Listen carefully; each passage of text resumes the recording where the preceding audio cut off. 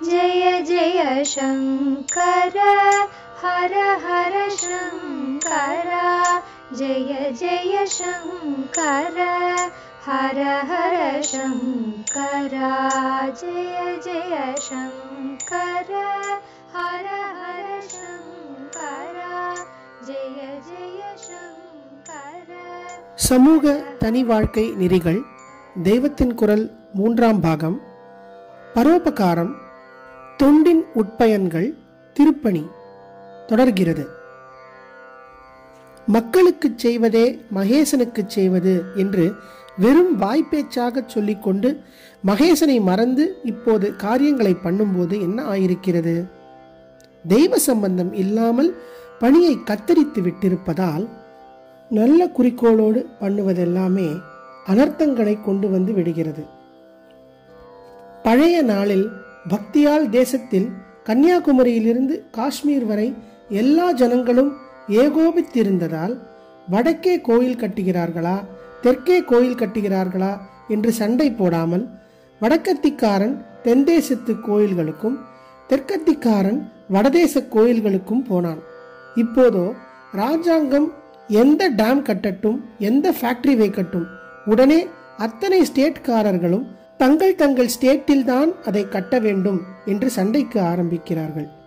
எல்லோருக்கும் படிப்பு என்று சொல்லிக் கொடுக்கிறார்கள். நல்ல எண்ணத்தில் தான் செய்கிறார்கள்.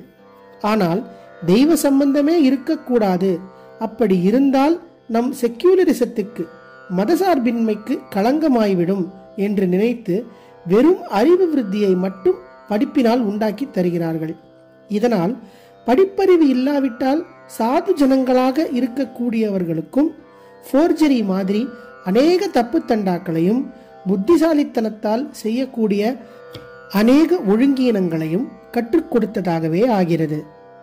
எங்கே பார்த்தாலும் ஆஸ்பத்திரி என்று வைத்து அதே சமயத்தில் மதானுஷ்டானத்தாலேயே உண்டாகிற கட்டுப்பாடுகள் இல்லாமல் ஜனங்களை அவிழ்த்து விட்டிருப்பதாலும் அனர்த்தங்கள் உண்டாகின்றன.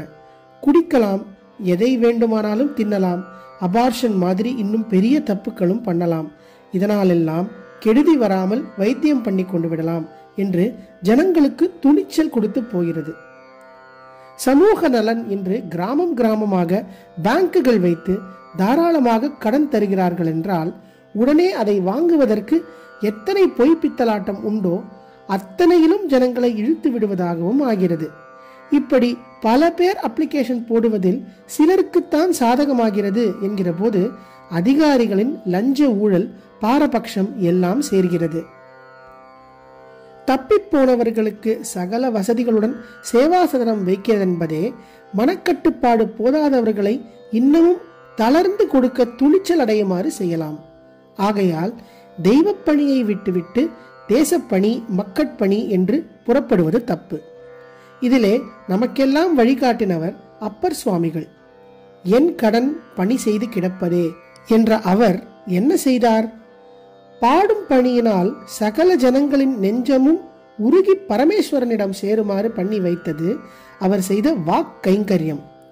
அது தவிர சரீர கைங்கரியமாக ஒரு உழவார படையை வைத்துக்கொண்டு கோயில் கோயிலாக போய் அங்கே பிராகாரத்தில் முளைத்த புல்லை செதுக்கிக் கொண்டிருந்திருக்கிறார். உலகத்தில் உள்ள ஜீவர்களுக்கு செய்கிற தொண்டிலேயே உலக ஜீவர் எல்லோருக்கும் அம்மையப்பனான பரம்பொருளுக்கு செய்கிற தொண்டையும் சேர்த்து ஜனங்களின் உயிர் நெருக்கி உபகாரம் பண்ணியதே அப்பரின் பெருமை.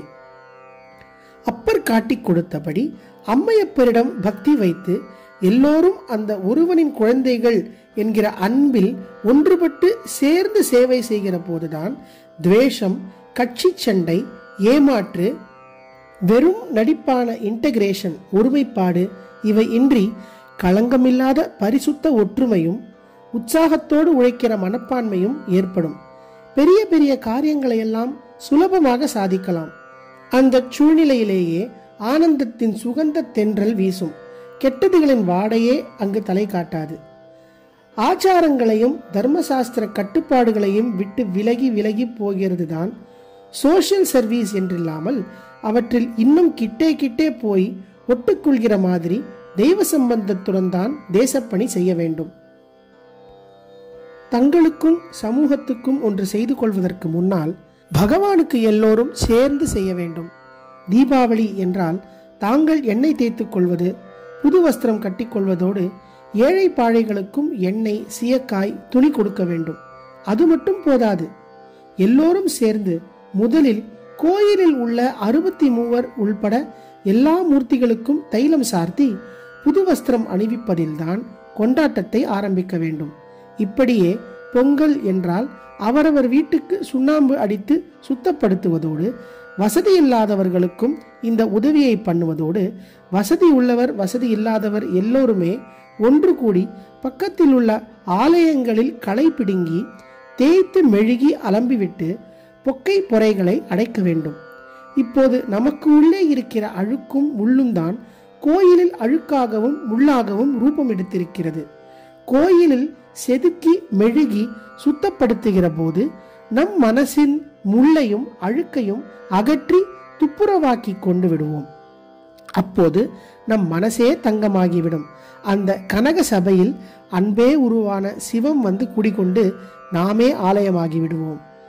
நடமாடும் மனிதருக்கு செய்வதே படமாடும் பரமனுக்கு செய்ததாகும் என்று சொல்லும் அதே திருமூலர் முதலில் ஈஸ்வரனுக்கு பத்திர அர்ச்சனையை சொல்லிவிட்டு அப்புறம்தான் பசுவுக்கு புல், பிற்பாடு இப்போது நான் பிடியரிசி திட்டம் என்று சொல்லிக் கொண்டிருக்கிறேனே, அம்மாதிரி ஏழை ஜனங்களுக்கு ஒரு கவளம் அன்னம் இவற்றை சொல்லிவிட்டு முடிவாக இப்படி கையால் பொருளாக உபகாரம் பண்ணாவிட்டாலும் வாயாலாவது சகலரிடமும் மதுரமாக பேசி உபகாரம் பண்ண வேண்டும் என்று சொல்கிறார்.